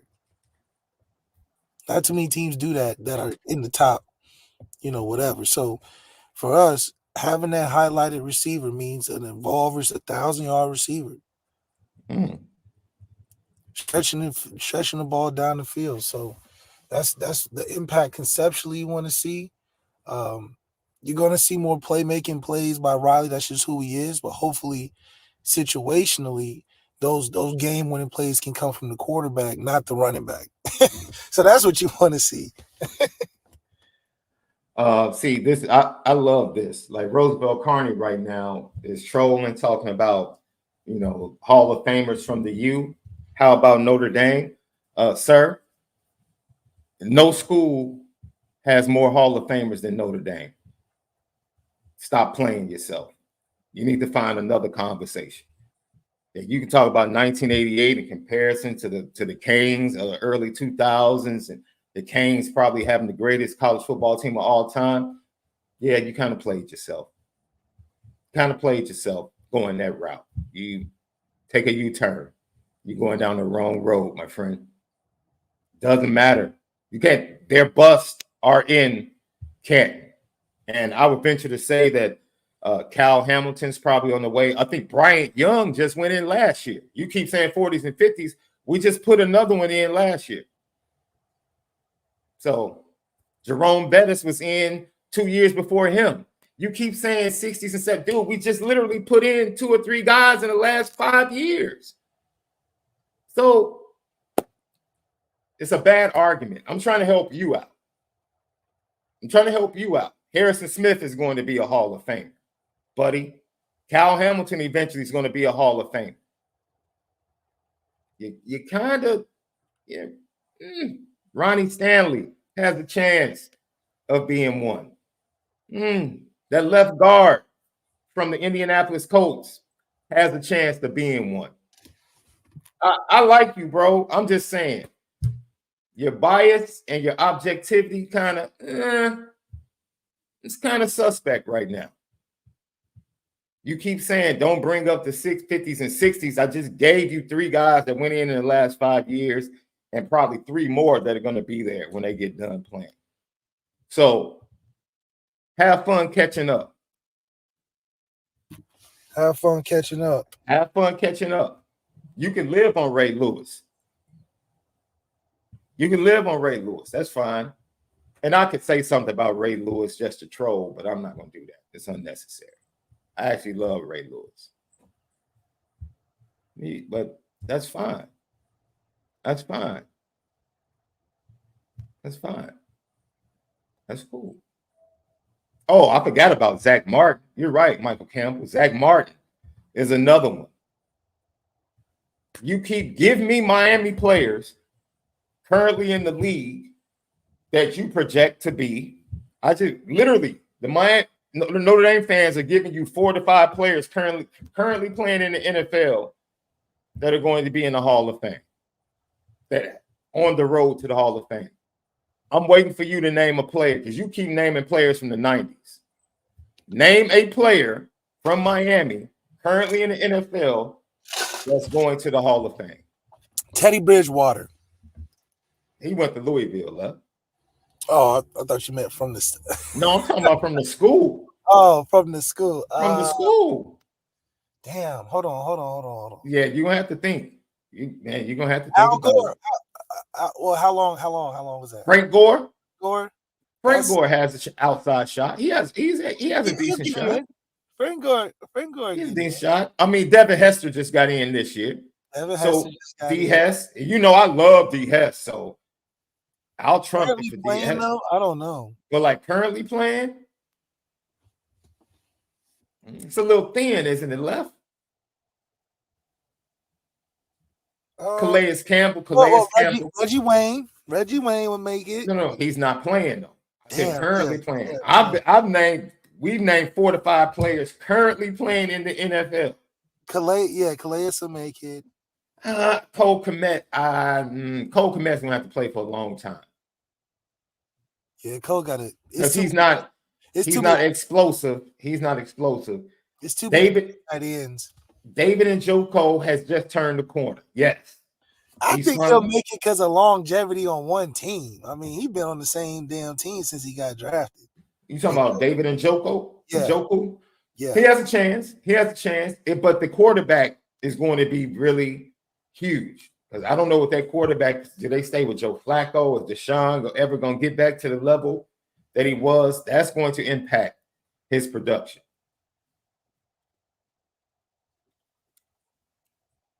But once again, now Roosevelt had no response. A current player that's headed to the NFL based upon his play.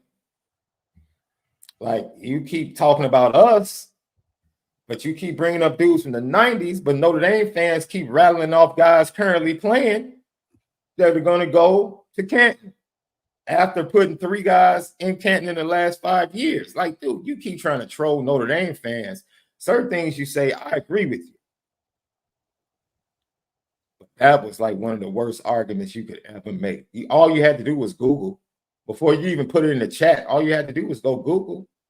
And you would have seen Notre Dame leads the way.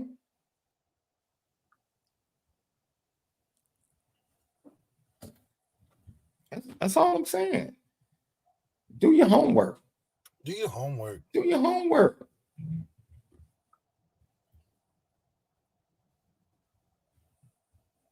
Just do your homework. Lucky Lefty podcast, man.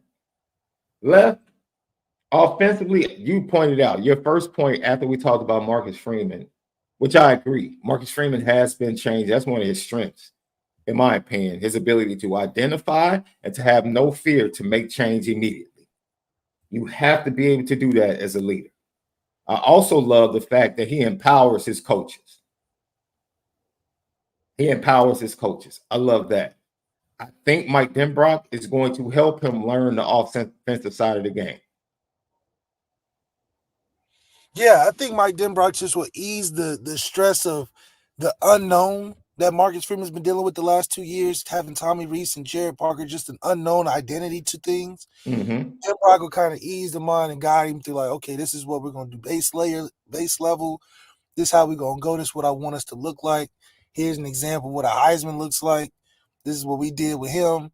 This is how, so I've been at Notre Dame before. I know the expectation. I know what it's like. So I think this is Marcus Freeman having that right people around him, that cabinet that we talked about, to be able to just refine and shape Marcus Freeman himself as a coach. He can't learn everything independently. So having a guy like Denbrock to mold him in an offensive way, Al Golden is molding him defensively. And I think it's been a great 2 hires. Yeah, I would agree with that, Left. I would agree with that. And moving forward, I just really think having Mike Denbrock especially coming from where he just came from. They've already upgraded the talent at the wide receiver, quarterback room.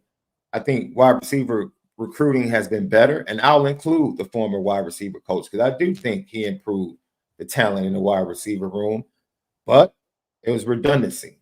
There was redundancy, shall I say.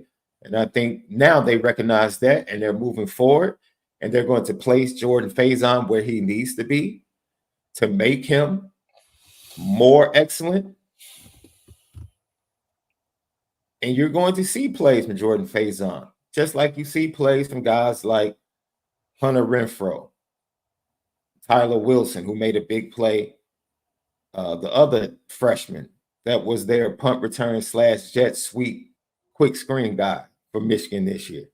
Like, put guys in their roles and let them excel. And I believe they've identified that with Jordan Faison, and they're going to do that for him.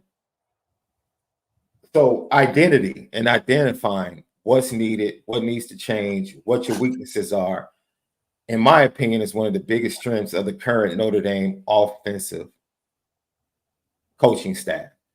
And I want to give a shout out and a big up to Dylan McCullough. Congratulations on your promotion. And I'm sure that comes with a little bit extra cheese on payday. And it's well earned. Well earned. Congratulations to associate head coach and also running back coach Dylan McCullough. Well earned. And then I just think you pointed out something when you were talking about Riley Leonard and also the development. I think the concepts and what we've been asking our wide receivers to do, and I think that plays into recruiting. What you ask people to do dictates how you recruit. And what Mike Denbrock and Mike Brown are going to be asking guys to do is going to dictate how recruiting plays out over the next couple of years. So I would say don't pay so much attention. Yes, you want to get top kids. So I'm not eliminating that. It's very important that Notre Dame gets into the top 5, right? Very important that they stay in the top 5 of recruiting. It will make me feel much better about closing the gap. However, it's also important to make sure that Notre Dame is recruiting to what they're asking their players to do. Yeah. It's a lot easier to run fast as a linebacker when you got some behemoths on the inside up front occupying the offensive line. It's, when you got Big Lou and Stephon Tuitt in front of you, it makes things a whole lot easier for Manti Te'o. A whole lot easier. That's what I'm saying. Whole lot easier, man. At 350 in the middle of the man, I'm telling you, look at how Clemson has so much success, even though they had a lot of talented players, just like Notre Dame. But Notre Dame them guys up front for Clemson, they were 4 All-Americans at one time. Mm-hmm. Where did they do that at? But you just saw how it didn't even matter past that what the back end looked like. I can't remember another secondary player outside those 4 during that time. So, we're going top down instead of going from ground up, which is cool. But it is changing in that atmosphere in that D-line room. It'll be nice to highlight Al Washington's success this year from just a bully, set the tone type of a defensive line.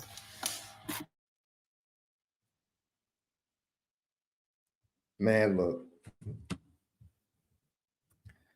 Great breakdown today. Before we go, I just want to give an update on some of these spring visits and official visits that are locked in.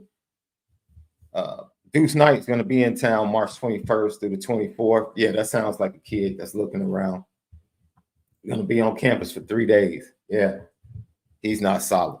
Mark Zachary, Ben Davis, Indianapolis, March 22nd, March 23rd, Dominic Hula, Joseph Reif, and Chuck McDonald will be there. March 25th, Raiden Vines Bright out of IMG is going to be in South Bend April the 3rd, big weekend. Noah McCall, linebacker out of California, Devin Williams, a must get in the class, in my opinion, and Brady Hart, promising 26 quarterback. We're going to watch his film tomorrow, Left, and let you break it down. Kobe Howard. Yes, Kobe Howard. We hadn't heard a lot about the kid. He's going to be back on campus April the 6th. Elijah Burris. He'll be here South Bend, April 13th. The blue and gold game on April the 20th so far. Justin Thurman, Will Black, Owen Strebick, Joseph Reif, Damian Shanklin, Christian Jones. Two big defensive must-gets, in my opinion, coming to the blue and gold game. That's fantastic. Official visit season. The first weekend, June the 7th through the 9th, Davion Dixon, Dominic Hulick, Josiah Kia, Cree Thomas, Ethan Long, Damian Shanklin, Antoine Delorier, Mark Zachary, and Jadon Blair. They have their official visits locked in. And then the next weekend, the 16th through the 18th, Daniel Anderson, Justin Thurman, and Owen Strebick, all commits in the 25 class. That's what we have so far. All right. Thank you for joining us today. Greatly appreciate you guys. Don't forget, subscribe on YouTube, hit the notification bell, the thumbs up, smash it for us. We greatly appreciate it. That's right. And then don't forget, my merch store is right there on our YouTube page, right under the videos. Lock in, man. Great merchandise, support. 3 lines. We have some things coming out, especially around the blue and gold game. Tap in with us. We appreciate your support. And patreon.com/Lucky Lefty Network, patreon.com/Lucky Lefty Network. You know what time it is.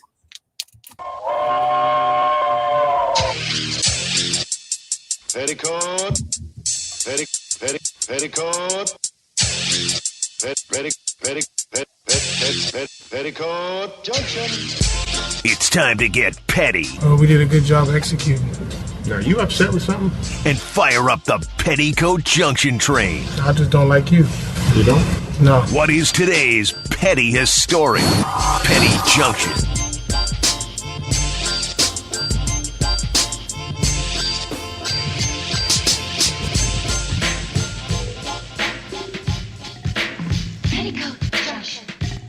Petty Junction, Petty Story today brought to you by Nora Whiskey at NoraWhiskey.com. That premium American whiskey at NoraWhiskey.com. Left. Everybody that participated in that goddamn All-Star game, put them all on the petty train. That's Every last one. Yep. Of the participants. Yep. That crap was embarrassing, dude.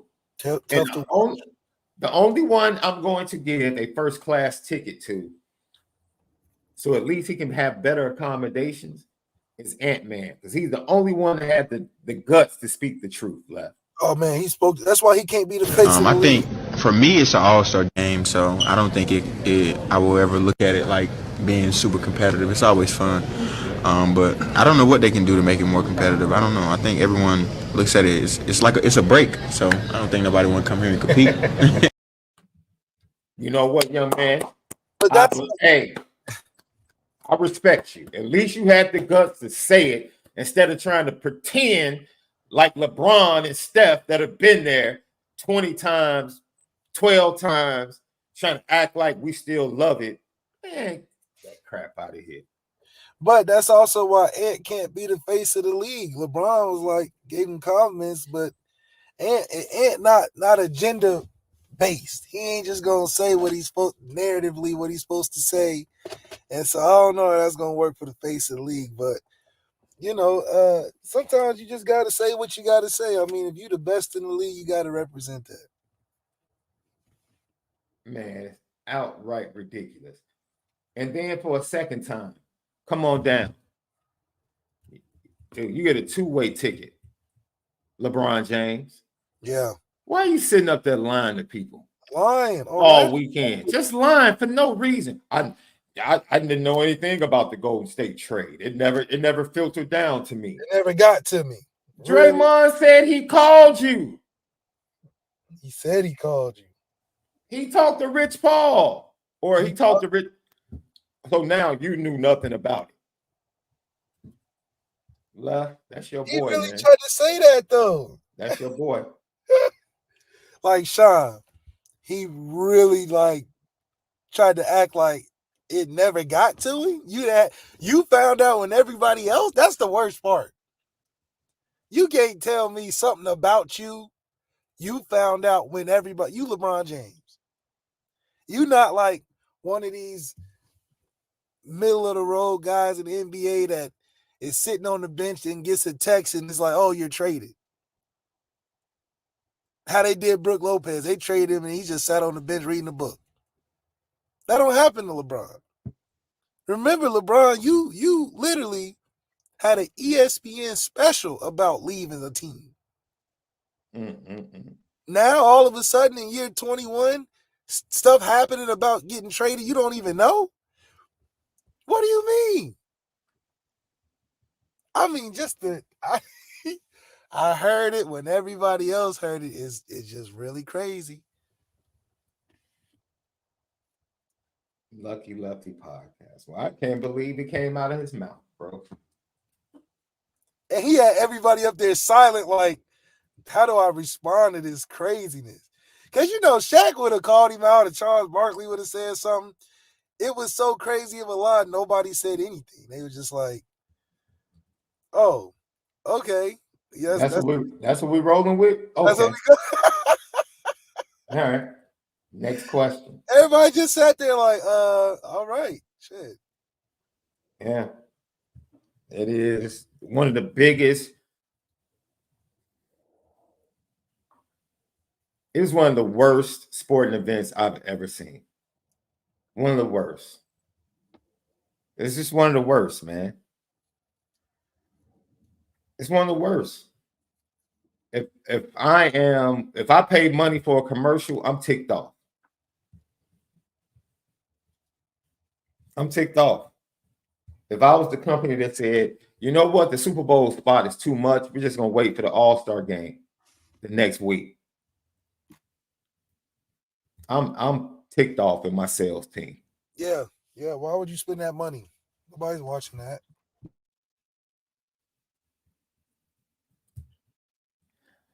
Well, Left, I'm going to say this, and I promise you I'm not trying to come at your boy. A lot of reasons why the All-Star game is at the place it's at.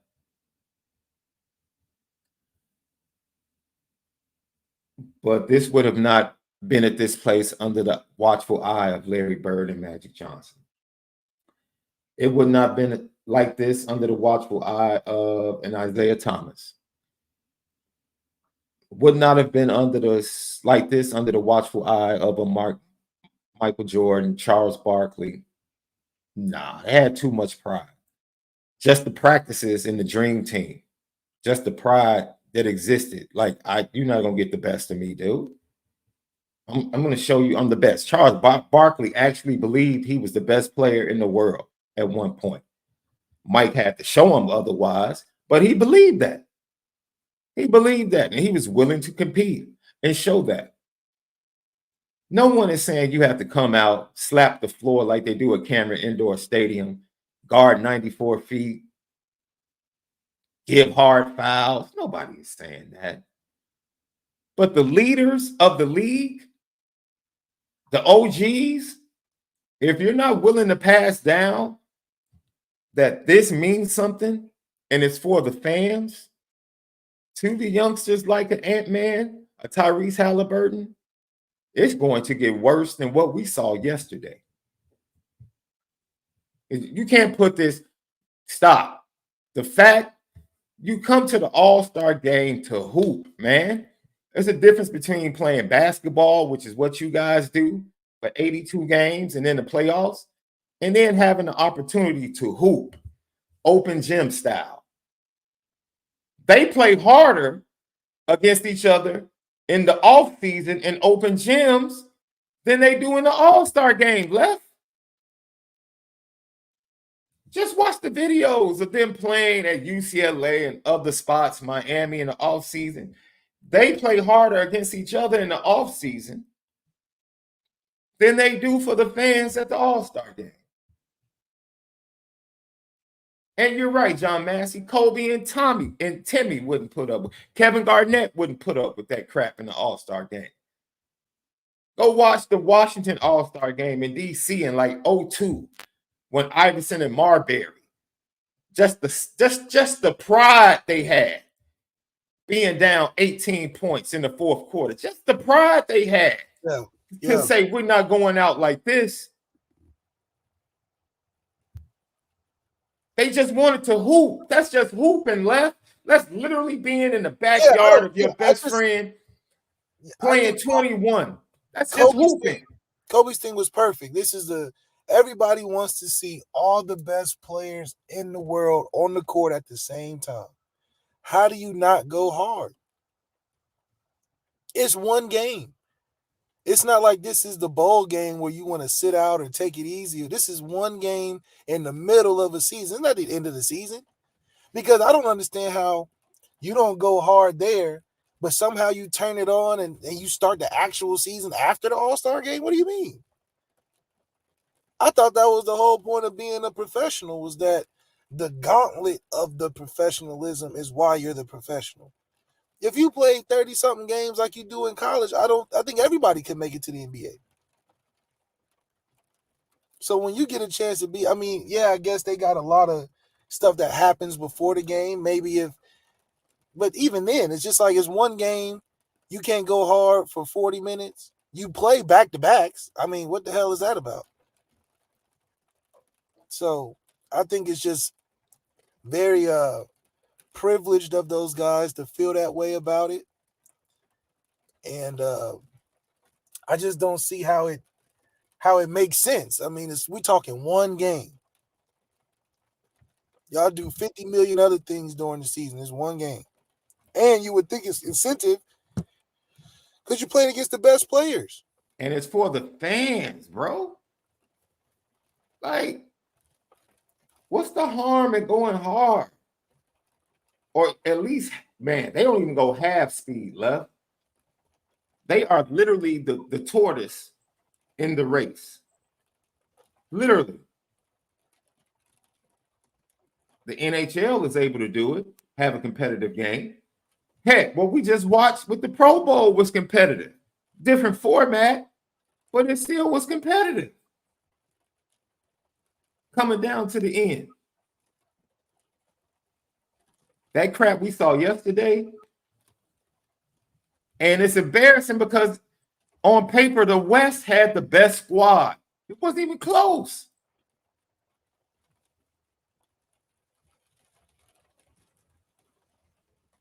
Yeah, wasn't even close.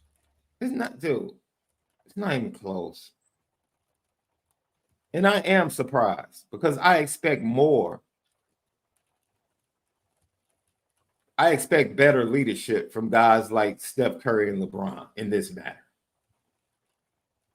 I do. I can't speak for anybody else. I expect more from them. I expect them to be the voices. I expect them to go tell Ant-Man, hey, bro, that ain't it. I hear what you're saying, but that's not it. It's just not. It's not it. And no one's going to say anything to Ant. No one. No one's going to sit him down and say, hey, man, you need to relax.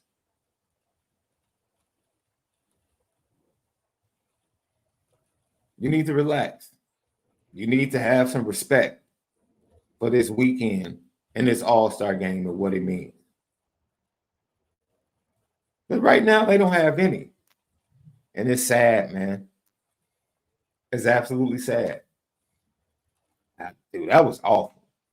And the fact they put it into prime time.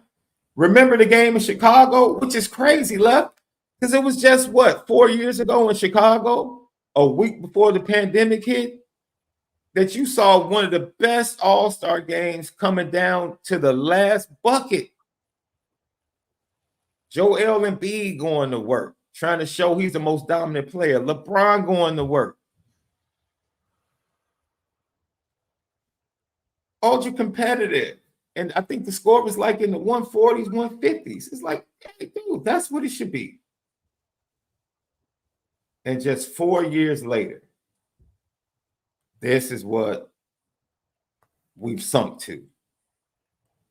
It's crazy. And Left, you talked about it. Here it is, man. The All-Star game in general needs a little revamping because it used to be competitive.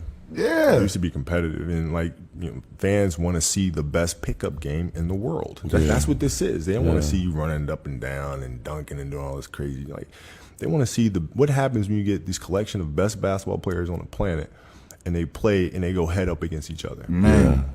I mean, you guys play harder at a pickup game in UCLA. For real. And ain't billions of people watching. For real. Definitely do. You know what I'm saying? Definitely do. They gotta So I turn think it the up. All-Star game needs a little changing. I always love competing in them. I didn't lose many of them. Nah, me you and was CP one. used to Nah, talk you all was the one time. of the Like, hold on. ones. You took it serious. Yeah, we went. Like, I don't think me and CP, when we played together in the All-Star game, I don't think we've ever lost a game. Yeah. And we used to look at each other and say, okay, Going serious. Let's They go. don't want to play, we gonna play. Fourth quarter, let's go get it. That's what I'm saying. See, that's a competitor, bro. That's a competitor, bro. That's competing. Like, man, look, I don't care if it is a break. Ain't no break for me. Break what? Yeah, Lucky pot, man. that's what I'm saying. But the attitude, I don't understand where the cool attitude comes from. I mean, LeBron, he tries a little bit, you know. He may not be giving max effort, but I don't know. I just think that if they have that feeling about it, there's just no way to reverse it, I guess, unless it's just KD just like 1 year, man, I'm locking up and going hard. Like, y'all just gonna have to follow, you know. Man, look, and yeah, I've heard most things, but connecting home court to that's, bro, they already don't watch the regular season. So you want to give home court or connect home court in the NBA finals to the All-Star game? People already don't watch the NBA in the regular season. So you want to make it less inviting to watch. Like, we don't forget, it doesn't matter. Regular season doesn't matter. Whoever wins the All-Star game is going to have home court advantage. That dude, that's a terrible business idea. Terrible. You're trying to create ways to attract attention to the regular season, not take it away. Dude, these athletes don't care, man. They literally want you to pay them to come hoop. Man, you got to pay me if I'm going to play hard. And if I'm going to compete, you know, you got to pay me to compete. Man, they some clowns. That's some clowns.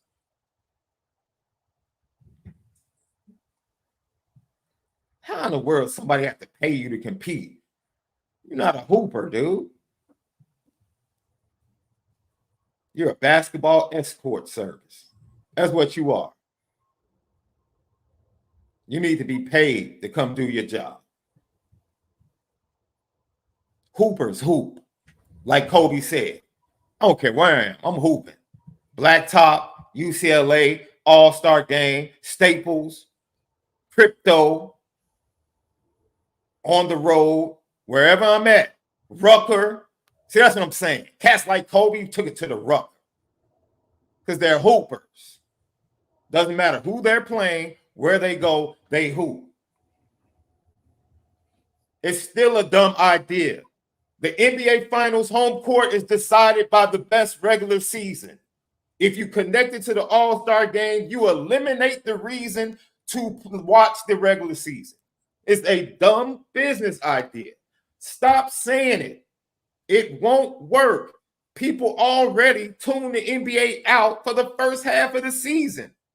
If you attach home court advantage to the NBA Finals, to the All-Star game, they won't even watch the home stretch. Western Conference this year, 4 teams have a chance at the #1 spot. But home court advantage in the NBA Finals is decided before they even start the home stretch. Get the heck out of here. Ain't nobody, the fans aren't watching that. Fans already tune out the regular season. You want to give them another reason to tune out the regular season? Western Conference race for the number 1 spot in the second half is a perfect example. It's probably going to come down to the last week. You just want to eradicate that. Yeah. Because positioning in the playoffs and home court advantage throughout the playoffs is important. It's important. It was important for the Denver Nuggets last year. Home court advantage in the NBA Finals was important last year, and they earned it. They didn't earn it because they won the All-Star game. They earned it because they wanted to win, and they knew in order to win, they were going to need it. Now that they've been there and won it, they might be cool being in the second or third spot. They might be cool going on the road because they have experience now. But in order to win it that first time, yes, we're going to need home court advantage. It's going to be to our advantage to make sure we have that. Yeah. If you tie that to the All-Star game, it's just bad for business, man. They are struggling to get people to lock into the NBA during the regular season. That's why they had the in-season tournament. People don't care. People are down on the product. They feel like it's the most inferior product in sports for a regular season.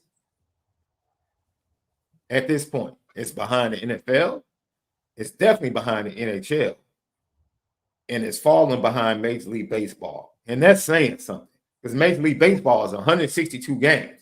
You know how locked in you have to be for 162 games as a fan left?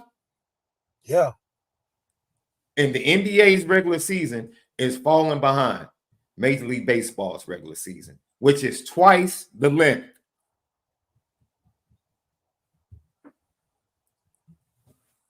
Now, I'm not about to go as far to start calling people soft and all that stuff. No, dude, you're not hoopers. You're basketball players. You're not hoopers. It's a difference. And those that know, they know. Lucky Lefty Podcast. Great show, Left. We'll tap in with you guys tomorrow, man. Lucky Lefty Podcast. Make sure you spend it different today.